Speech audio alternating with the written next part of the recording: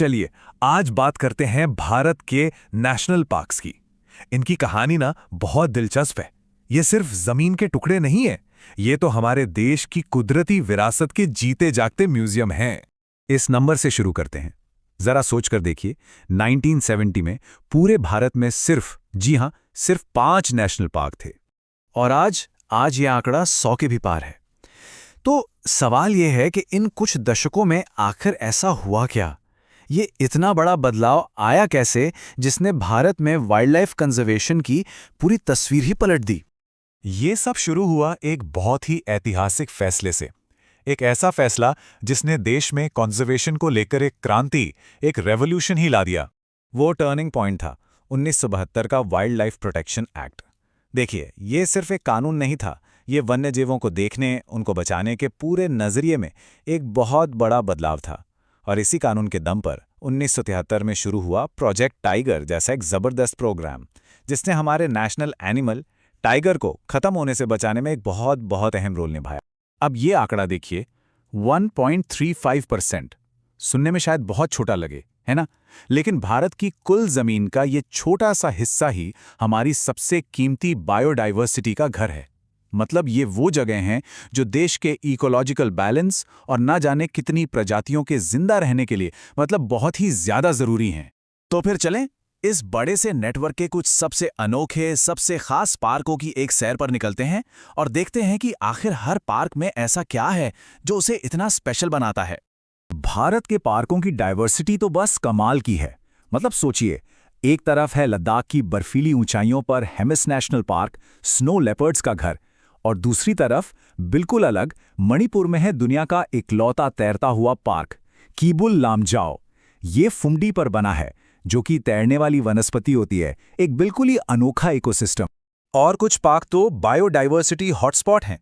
Hotspot मतलब एक ऐसी जगह जो होती तो छोटी है, लेकिन वहां इतने अलग अलग तरह के पेड़ पौधे और जीव जंतु मिलते हैं जो दुनिया में और कहीं नहीं है।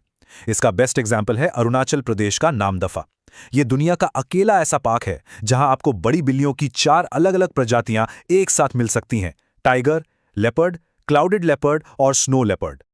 अच्छा, तो अब ये एक मजेदार सवाल मन में आता है ना, कि जंगल में अगर दिख जाएं तो इन शानदार शिकारी जानवरों में फर्क कैसे किया जाए, कैसे पहचाने कौन सा क्या है?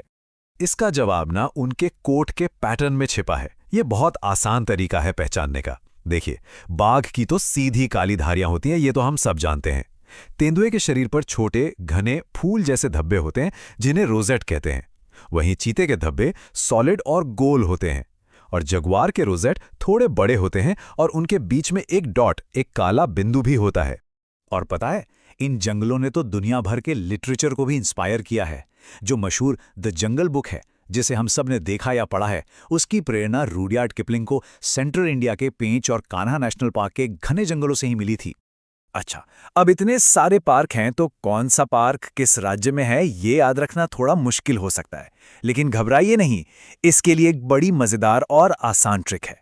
तो तरीका ये है कि हम किसी राज्य के नाम को एक मिलते जुलते शब्द से जोड़ें और फिर उसके आसपास एक छोटी सी कहानी बुन लें।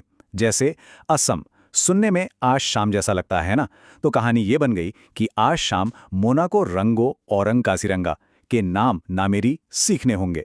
देखिए, इस एक लाइन में ही असम के सारे जरूरी पार्क आ गए: रायमोना, नामेरी, औरंग और काजीरंगा। कितना आसान है। और ये टेक्निक सिर्फ असम के लिए नहीं है, ऐसी ही मजेदार और यादगार कहानियां कई दूसरे राज्यों के लिए भी बनाई जा सकती हैं। इससे पार्कों के नाम और वो कहाँ हैं ये याद रखना सच में बहुत आसान हो जाता है। लेकिन चलिए, नाम याद रखने से भी ज्यादा जरूरी बात पर आते हैं। आखिर ये समझना कि ये सारे अभयारण्य, ये पार्क हमारे भविष्य के लिए इतने जरूरी क्यों हैं। देखिए, ये पार्क सिर्फ टूरिस्ट स्पॉट नहीं है, ये कानूनी तौर पर प्रोटेक्टेड एरियाज हैं। मतलब ये वो जगहें हैं जहां प्रकृति को बिना किसी दखल के अपने हिसाब से फलने फूलने का मौका दिया जाता है। यहाँ इंसानी गतिविधियां बहुत ही सीमित होती हैं। हाँ, ये भी सच है कि इसी वजह से कई बार पार्कों के पास रहने वाले लोगों और संरक्षण के नियमों के बीच एक टकराव की स्थिति बन जाती है, और ये आज के समय में एक बहुत बड़ी चुनौती है। ये पार्क ना कई ऐसी प्रजातियों के आखिरी महफूज घर हैं जो खत्म होने की कगार पर हैं। जैसे काजीरंगा में एक सींग वाला गैंडा जो आज भी अवैध शिकार का सामना कर रहा है, या फिर गिर के एशियाई शेर जिनके सिकुड़ते जंगल में इंसानी आबादी का दबाव बढ़ता जा रहा है। सच तो यह है कि इन पार्कों का होना ही इन प्रजातियों के भविष्य की गारंटी है। तो आखिर में ये एक बहुत बड़ा सवाल हमारे सामने है। जैसे जैसे भारत तरक्की कर रहा है, आगे बढ़ रहा है, हम मानवीय प्रगति और इन कुदरती खजानों के संरक्षण के बीच एक बैलेंस, एक सही संतुलन कैसे बना सकते हैं? ये एक ऐसी चुनौती है जिसका जवाब हम सबको मिलकर खोजना होगा।